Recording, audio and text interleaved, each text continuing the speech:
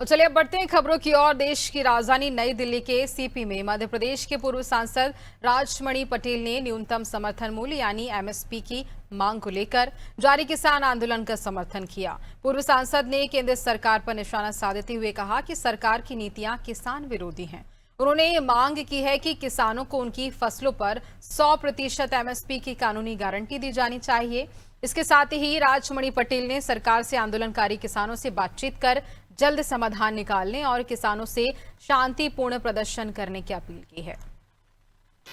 नमस्कार, आप देख रहे हैं आदि टीवी। हमारे बीच में पूर्व सांसद राजमणि पटेल जी हैं और हमारे मंत्री भी रहे हैं। आइए सर से बात करते हैं। सर, हमारे चैनल में आपका स्वागत है। बहुत बहुत धन्यवाद। इस पर कांग्रेस वाले भी साथ दे रहे हैं और कह रहे हैं कि एमएसपी का जो मामला है इसका समाधान होना चाहिए। और आप भी पूर्व राज्यसभा सांसद हैं, मध्य प्रदेश से आते हैं, तो क्या कहना चाहेंगे इस मामले को लेकर? नहीं, मध्य प्रदेश हो चाहे केंद्र की सरकार हो, भारतीय जनता पार्टी की सरकार किसान विरोधी सरकार है, छात्र विरोधी सरकार है, गरीब विरोधी सरकार है।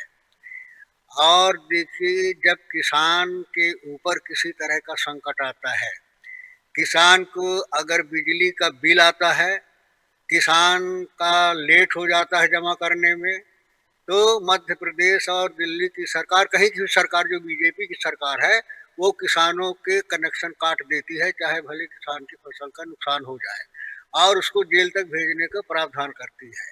लेकिन अगर करोड़ों रुपए पूंजीपतियों का बकाया रहता है तो ये सरकार उसमें कोई कार्रवाई नहीं करते और उनको भरपाई ऊपर से करती है। तो इससे जाहिर होता है कि किसानों की सरकार नहीं, पूंजीपतियों की सरकार है। किसानों को बिजली समय पर नहीं मिलेगी, खाद नहीं मिलेगा, बीज नहीं मिलेगा, वो भी मिलेगा नकली मिलेगा, महंगा मिलेगा। हर तरह से किसान शोषित हो रहा है और किसान के फसल का उचित दाम नहीं मिल रहा है। इस वजह से किसान कर्जे पे खेती कर रहा है। तो इस स्थिति को लेकर के जब सर से ऊपर पानी चला जाता है तो कोई न कोई इस तरह का कदम उठाना पड़ता है। इसीलिए मध्य प्रदेश का किसान आंदोलित है और आंदोलन कर रहा है अपनी जायज मांगों के लिए कि उसको एमएसपी का जो सरकार ने घोषणा किया है वो सरकार को देना चाहिए।